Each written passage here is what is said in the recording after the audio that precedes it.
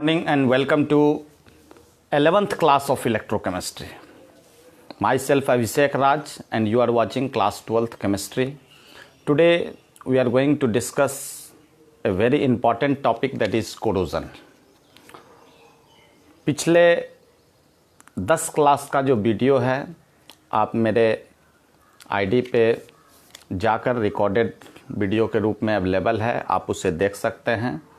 तब इस 11वें क्लास में आप बने रहिए। नहीं भी देखे हैं फिर भी बहुत ही सिंपल और साधारण टॉपिक है कोरोजन, तो हम कोरोजन पढ़ने वाले हैं। तो जो क्लास 12th के इंग्लिश मीडियम के छात्र हैं वह बने रहें। जो कोरोजन है एक स्लो ईटिंग कहा जाता है इसे। It is the process of slow eating of metals by air and moisture that is present in atmosphere, and the corrosion of iron is called rusting. The process corrosion is also considered as electrochemical phenomenon. हम लोग जो corrosion process है as a इलेक्ट्रोकेम हम लोग समझते हैं इसे, चूँकि जो भी इलेक्ट्रोड हम लोगों ने जिसका कोरोजन होता है वह इलेक्ट्रोड इलेक्ट्रोकेमिकल सेल के रूप में बिहेव करने लगता है। चूँकि जो एयर और मॉइस्चर है उसके प्रेजेंस में उसके सरफेस के ऊपर एक इम्प्योर जो है layer as a cathode work करने लगता है। तो हम देखने वाले हैं और भी अच्छे तरीके से हम हेडिंग करेंगे कोरोजन। यहाँ देखिए ना। So we can define corrosion as the process of slow eating of metal by air and moisture. So we can write the process of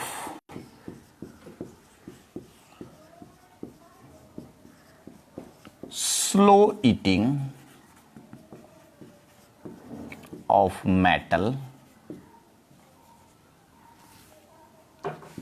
by air and moisture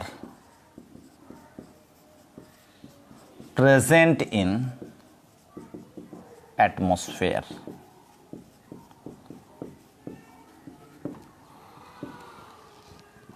This is called corrosion, and the corrosion of iron is called rusting. Corrosion of iron is called rusting.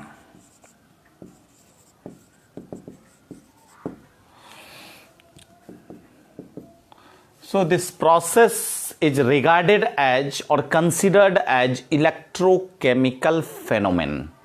So we can write corrosion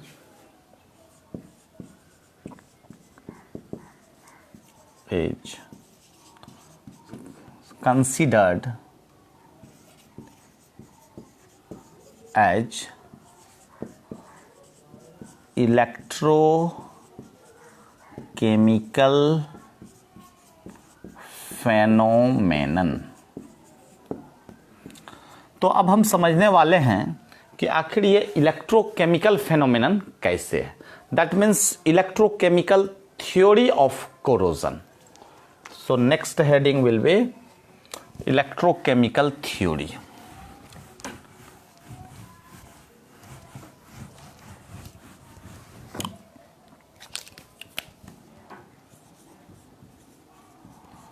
Electrochemical theory of corrosion. तो corrosion to this theory, pure iron acts as anode, and with the reaction with air and moisture the impure iron surface that is acts as cathode. So we can write, according to this theory,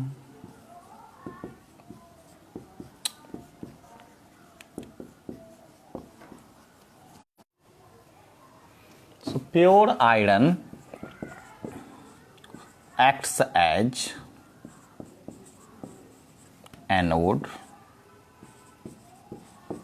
and impure iron surface as a result of reaction between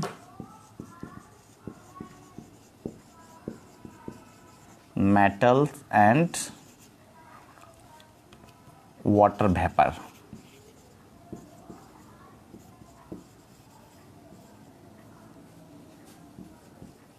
And gases of air acts as cathode. तो हमने देखा कि जो pure iron है anode का behave करेगा और जो इम्प्योर आयरन सरफेस है कैथोड का बिहेव करेगा। और जो मेरा वाटर वेपर और गैसेस है, next point, water vapour and different gases acts as electrolyte. So we can write it acts as electrochemical shell. एक प्रकार से हम कह सकते हैं कि ये इलेक्ट्रोकेमिकल सेल का बिहेव करता है जिसमें प्योर आयरन एनोड है, इम्प्योर आयरन सरफेस कैथोड है और जो मॉइस्चर है दैट इज वाटर वेपर और डिफरेंट गैसेस जो एटमॉस्फेयर में मौजूद है वह इलेक्ट्रोलाइट का बिहेव करता है। अब हम देखेंगे कि दोनों इलेक्ट्रोड पर, एनोड पर ऑक्सीडेशन होगा और कैथोड पर रिडक्शन होगा, उसके सेल रिएक्शन की बात करेंगे। तो मिटा दिया जाए, नेक्स्ट हेडिंग हो जाएगा सेल रिएक्शन। बहुत आसान है, हम जानते हैं एट एनोड ऑक्सीडेशन होता है और इस ऑक्सीडेशन के फलस्वरूप जो आयरन है, प्योर आयरन मेटल, वो कन्वर्ट हो जाता है Fe2 प्लस 2 इलेक्ट्रॉन। और यहाँ से जो इलेक्ट्रॉन है ये जो H प्लस आयन है उससे जाकर के जो मॉइस्चर है और जो इलेक्ट्रोलाइट का बिहेव किया डिफरेंट गैसेस, उसके द्वारा जो H प्लस आयन जो दिया गया वो H प्लस आयन से ये इलेक्ट्रॉन कंबाइन हो जाता है। तो हम देखते हैं कि H प्लस इलेक्ट्रॉन और ये हाइड्रोजन में कन्वर्ट हो जाएगा। अब देखेंगे एट कैथोड।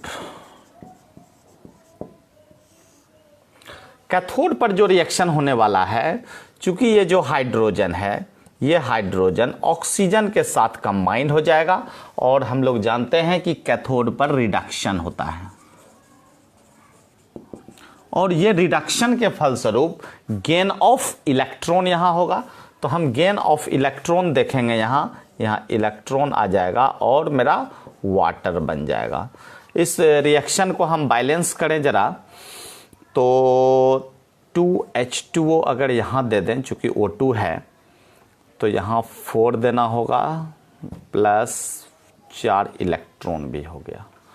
ये मेरा बैलेंस इक्वेशन हो गया।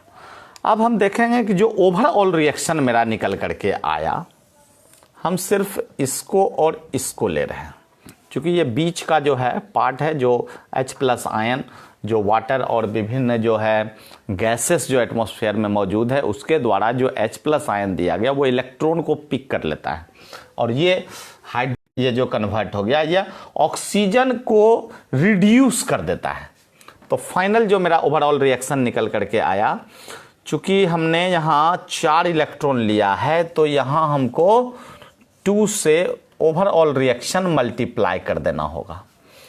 तो ये आ जाएगा 2Fe plus 4H plus plus O2 और ये हो जाएगा 2Fe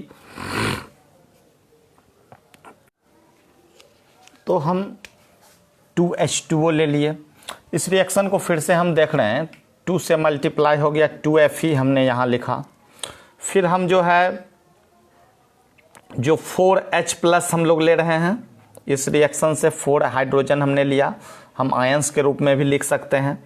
ऑक्सीजन लिए और ये 4 इलेक्ट्रॉन दो से मल्टीप्लाई हुआ, 4 इलेक्ट्रॉन यहाँ, 4 इलेक्ट्रॉन यहाँ, इसको हम कैंसिल कर दिए।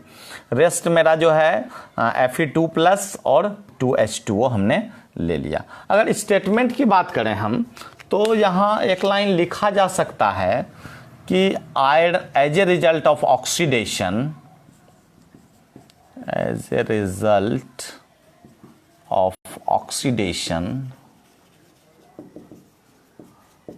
Fe changes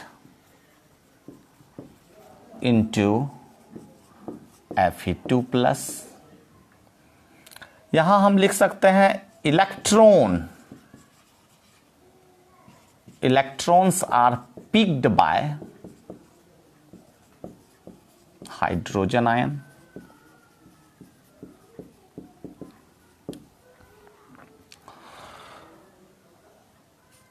hydrogen reduces oxygen to form, हो सकता है इस तरह का स्टेटमेंट। तो ये मेरा फाइनल ओवरऑल रिएक्शन निकल करके आया। हम स्टैंडर्ड रिडक्शन पोटेंशियल की बात करें तो स्टैंडर्ड रिडक्शन पोटेंशियल हम देखेंगे। इस स्टेटमेंट को पहले हम मिटा दें या रहने देते हैं, ठीक। हम इस रिएक्शन के लिए जो E0 लेंगे दैट इज इक्वल टू होगा -0.44 वोल्ट। क्लियर है? ये चार्ट से भी इस रिएक्शन के लिए जो E0 सेल का हम वैल्यू लेंगे तो E0 cell that is equal to 1.23 volt. अब हम जो फाइनल EMF कैलकुलेट करने का कोशिश करेंगे that is E0 cell is equal to E right या E कैथोड और E लेफ्ट एनोड। हम राइट लेफ्ट के जगह कैथोड एनोड ही लिखें, E कैथोड E एनोड। तो हम दोनों का वैल्यू ले रहे हैं। जैसे हम इसका 1.23 ले लिए और लेफ्ट में मेरा एनोड इसका ले लिया EMF क्या, तो -0.44 वोल्ट। फाइनल जो मेरा निकल करके आया ये 1.67 वोल्ट, 4 3 7 4 2 6, ठीक। तो इतना वोल्ट निकल करके आया। ये फाइनल इस सेल का E0 सेल का वैल्यू मेरा आया है। अब हम देख रहे हैं कि आखिर जो रस्टिंग का प्रोसेस है इसे किस प्रकार से हम एक्सप्लेन कर सकते हैं। जो मेरा Fe2 प्लस आयन है दैट इज फेरस आयन है और ये फेरस आयन फॉर्म हुआ यहाँ, और ये फेरस आयन ओवरऑल जो है क्या कहें कि थ्रू आउट द वाटर वो मूव करता है और मूव करके ऑक्सीडाइज हो जाता है और ऑक्सीडाइज होकर के फेरिक आयन बनाता है और यही फेरिक आयन फिर वेरियस मॉलिक्यूल्स ऑफ वाटर से कंबाइन करके हाइड्रेटेड फेरिक ऑक्साइड बनाता है और इस तरह से मेरा जो रस्ट का फॉर्मेशन हो जाता है। तो हम लिखें, पहले इसे मिटा दें। ये सेल रिएक्शन था, इलेक्ट्रोकेमिकल थ्योरी ये कंप्लीट हो गया। अब हेडिंग कर सकते हैं formation of rust.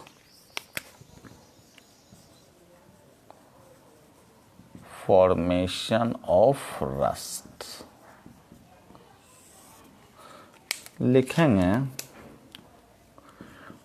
Fe2 plus ion that is ferrous ion, चलिए, moves throughout the water and converted into ferric ion Fe3 plus,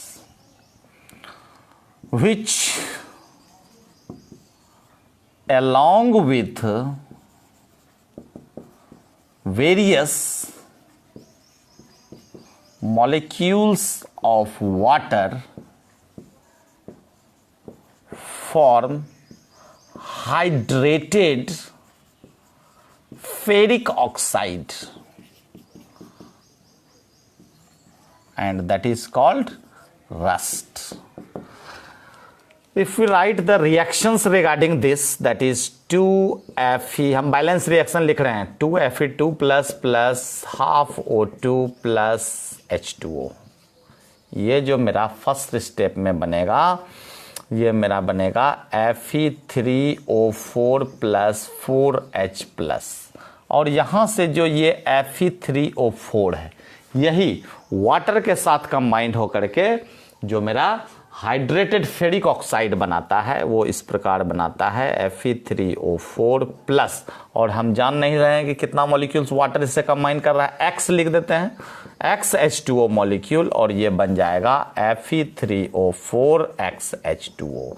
यही है hydrated ferric oxide, that is rust.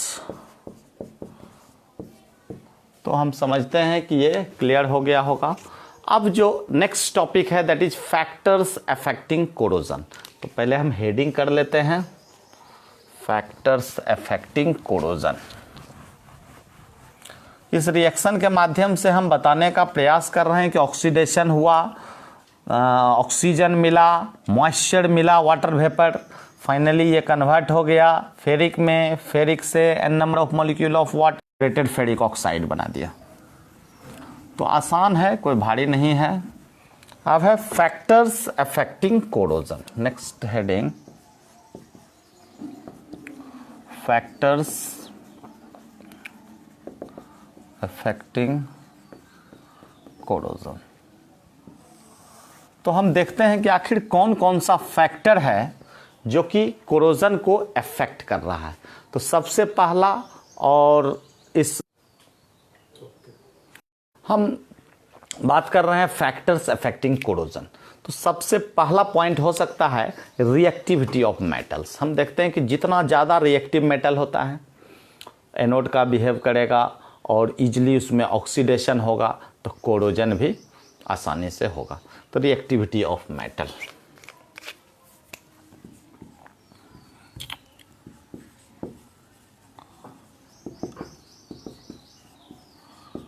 reactivity of metals. More reactive metal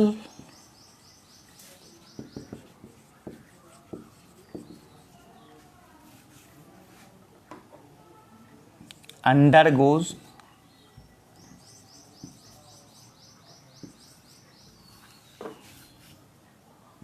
corrosion easily.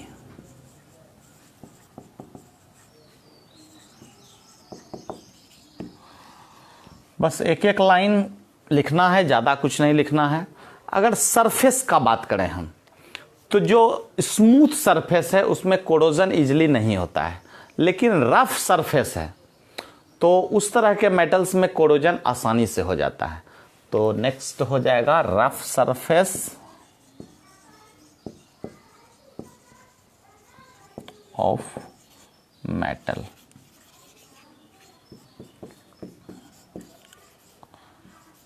Rough surface facilitate corrosion as compared to smooth surface.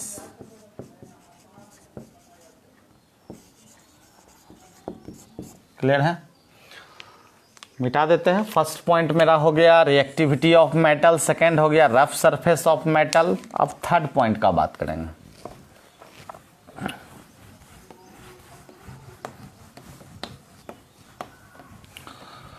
So third point के रूप में हम ले सकते हैं electrolyte, presence of electrolyte.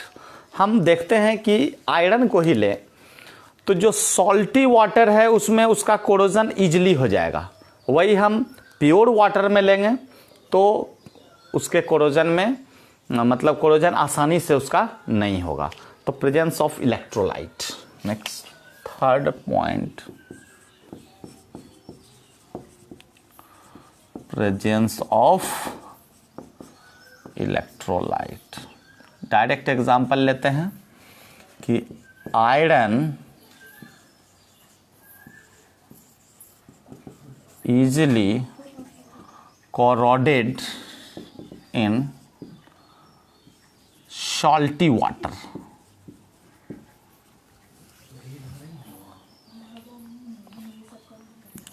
as compared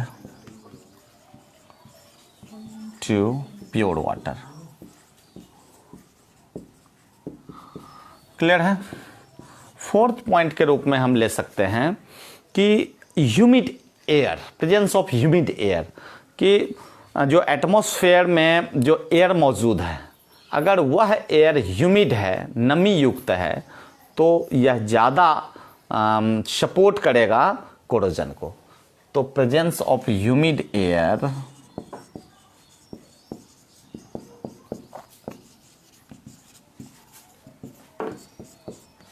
सीधे लिखेंगे हम लोग, humid air support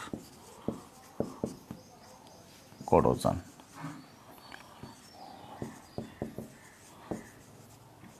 as compare to dry air. Dry air के कंपैरिजन में हम देखते हैं कि जो ह्यूमिड एयर है वो ज़्यादा कोरोजन को सपोर्ट करता है। तो नेक्स्ट हेडिंग जो है, ये भी टॉपिक मेरा कंप्लीट हो गया।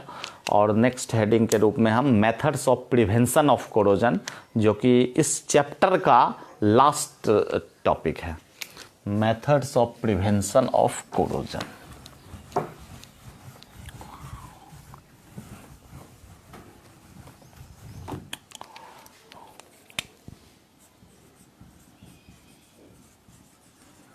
methods of prevention of corrosion।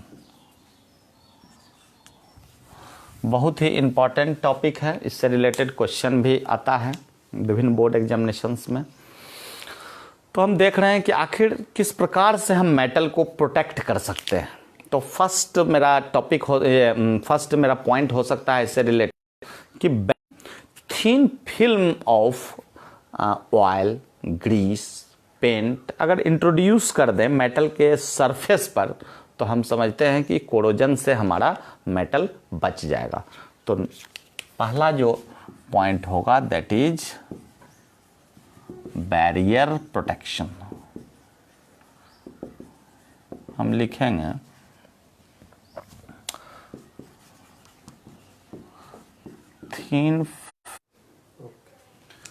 thin film of oil, grease, paint deposited over the metal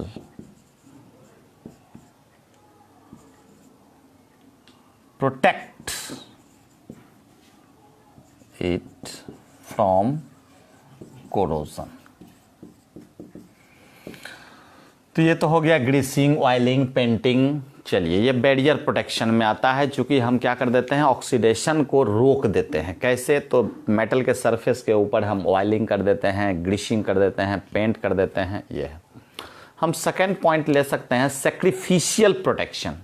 sacrificial protection को हम समझने का प्रयास करेंगे।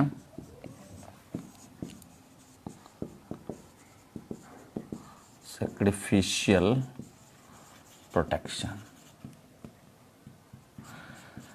इसके अंतर्गत मेरे समझ से गैल्वेनाइजेशन को भी रख सकते हैं, इलेक्ट्रोप्लेटिंग को भी रख सकते हैं, और एनोडाइजिंग और कैथोड प्रोटेक्शन भी इसी का एक रूप है। तो हम पहले गैल्वेनाइजेशन को पढ़ते हैं कि अगर हम आयरन के ऊपर एक थिन लेयर किसका, तो जिंक का डिपॉजिट कराते हैं, तो आयरन मेरा प्रोटेक्ट हो जाता है फ्रॉम रस्टिंग। तो हम इसके बारे में डायरेक्ट लिखें depositing thin layer of zinc over iron. और इलेक्ट्रोप्लेटिंग में जैसे हम क्रोम प्लेटिंग ले लें, निकेल प्लेटिंग ले लें, तो जस्ट वही होगा डिपोजिटिंग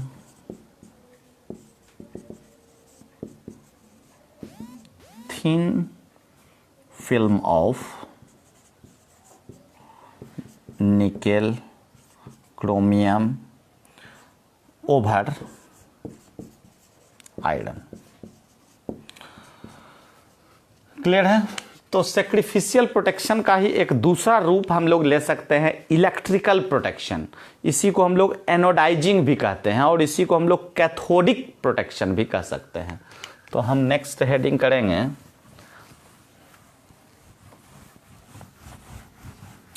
इलेक्ट्रिकल प्रोटेक्शन।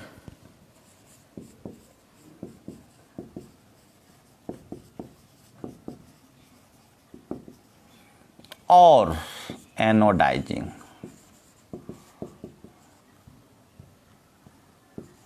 और cathodic protection.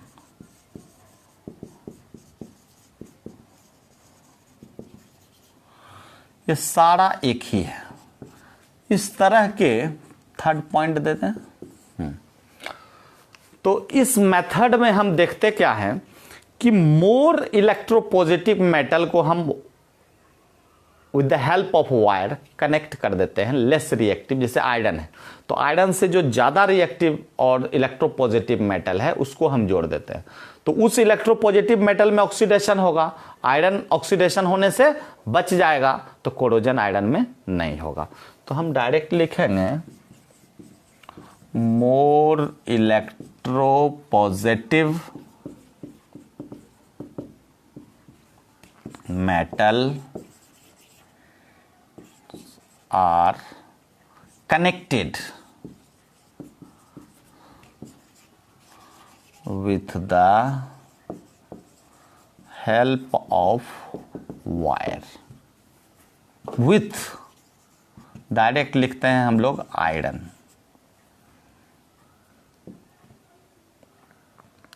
In this way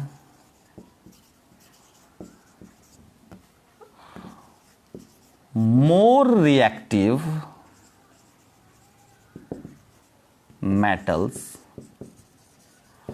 undergoes oxidation and iron protects from rusting और corrosion। क्लियर है? एक और यहाँ छोटा सा ले लें कि सेल्फ प्रोटेक्शन भी होता है। सेल्फ प्रोटेक्शन क्या है? जैसे एल्युमिनियम है तो एल्युमिनियम एयर के प्रेजेंस में सेल्फ जो है वो ऑक्सीडाइज होकर के एल्युमिनियम ऑक्साइड का लेयर अपने ऊपर फॉर्म कर लेता है और जिस कारण से जो एल्युमिनियम है वह ऑक्सीडेशन से बच जाता है। तो self protection.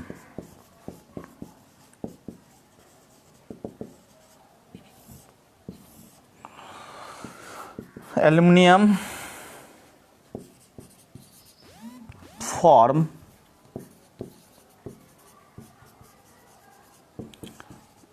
thin layer of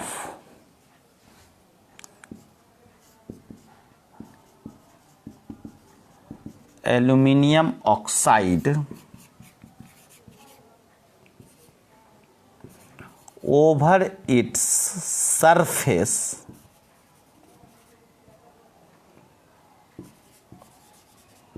with the reaction with O2 in atmosphere. So in this way aluminium protects itself from corrosion. तो हम इसे मिटा देते हैं और एक आध और पॉइंट ले सकते हैं हम लोग। जैसे इलेक्ट्रोलाइट ले लें कि anti rusting solution as a electrolyte यहाँ बिहेव कर सकता है। जैसे हम आयरन है, तो आयरन को हम देखेंगे कि अगर सॉल्ट वाटर में लेंगे तो उसमें जो कोरोजन होगा वह बहुत ही कम होगा, और प्योर वाटर में लेंगे तो गलत बता रहे हैं कि जो सॉल्ट सॉल्यूशन लेंगे उसमें ज़्यादा अधिक कोरोजन होगा, और जो प्योर वाटर है उसमें कम कोरोजन होगा। हम ले रहे हैं एंटी रस्ट सॉल्यूशन। जैसे बहुत सारा इलेक्ट्रोलाइट जैसे फॉस्फेट है, कार्बोनेट है, उसका जो एल्कलाइन सॉल्यूशन हम लोग लेते हैं और उसमें अगर आयरन के इलेक्ट्रोड को हम डुबो देते हैं, उसके ऊपर एक फॉस्फेट का लेयर चढ़ जाता है, कार्बोनेट का लेयर चढ़ जाता है, जो कि उसे प्रोटेक्ट करता है from rusting. So we can write use of anti rust solution. तो लिखेंगे alkaline solution of some electrolytes such as phosphate, carbonate,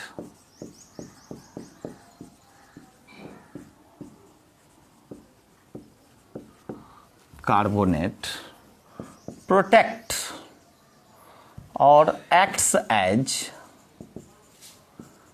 anti-rust solution. When iron dipped in that solution, a thin film of phosphate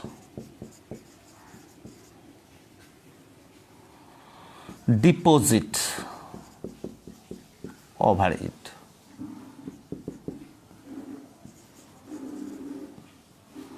And protect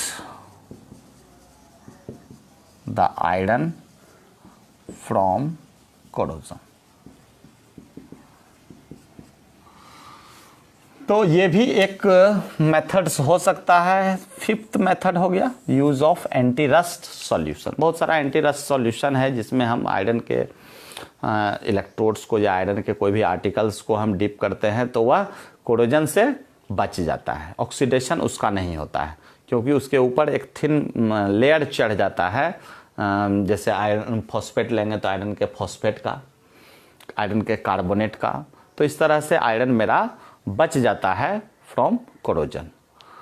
तो ये topic को हम conclude कर रहे हैं और ये चैप्टर इस तरह से यहाँ मेरा समाप्त हो गया।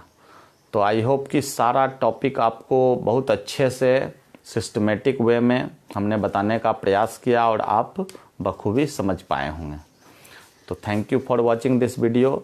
नेक्स्ट डे जो मेरा क्लास होगा वह नेक्स्ट चैप्टर होगा, वह आपके ऊपर हम लोग छोड़ देते हैं कि जो फोर्थ चैप्टर केमिस्ट्री का आप क्या पढ़ने वाले हैं, ऑर्गेनिक पढ़ना है, इनऑर्गेनिक पढ़ना है, या इसी को कंटिन्यू करते हैं एज ए केमिकल काइनेटिक्स हम पढ़ेंगे।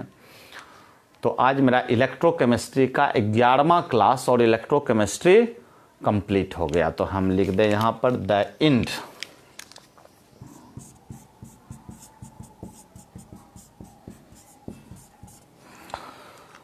Thank you for watching this video. ज़्यादा से ज़्यादा इसे शेयर करें, अधिक लोगों तक पहुंचाएं, और कल के बारे में मैसेज दे दें कि कल जो है केमिकल काइनेटिक्स शुरू होने वाला है। हम देख रहे हैं कितने लोग वॉच कर रहे हैं। Chandni Jha, thank you for watching my video. तो देखिए, जो भी स्टूडेंट्स होते हैं वो रिकॉर्डेड वीडियो में भी देख लेते हैं, तो लाइव नहीं भी रहेंगे तो तो हम इस चीज़ को अवेलेबल करा देते हैं। हमारे जो मेरा जो आईडी है उसमें फर्स्ट क्लास से लेकर के पूरा 11th क्लास तक का वीडियो अवेलेबल है। तो इस इलेक्ट्रोकेमिस्ट्री का आज 11वां क्लास और अंतिम क्लास हो गया। नेक्स्ट डे हम लोग बात करेंगे या तो केमिकल काइनेटिक्स की या ऑर्गेनिक। So thank you.